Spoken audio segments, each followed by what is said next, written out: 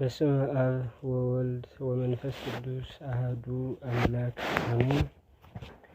ሰላም በያላችሁበት የተከበራችሁ የአርከለዲስ ሚዲያ ቤተሰቦች እንዴት ናችሁ? የእግዚአብሔር ሰላም ከእናንተ ጋር ይሁን። ከዚህ በመቀጠል በተከታታይነት መዝሙረ ድንግል የተሰኘውን ጸሎት በልሳነ ግዕዝ ከሰኞ እስከ እሑድ አቀርብላችኋለሁ። እንድትከታተሉ ግብዣዬ ነው።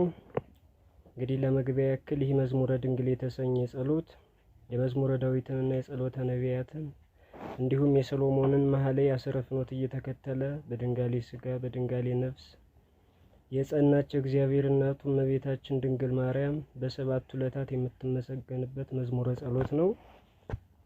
እመቤታችን እንግዲህ መትሕተ ፈጣሪ መልዕልተ ፍጡራን እንደመሆኗ መጠን የምትመሰገነው በሰብአዊ ፍጡር አንደበት ብቻም አይደል፣ መላእክትም እህትን ነያ አዳሰዩ ጣይዋ እያሉ ያመሰግኗታል እንጂ።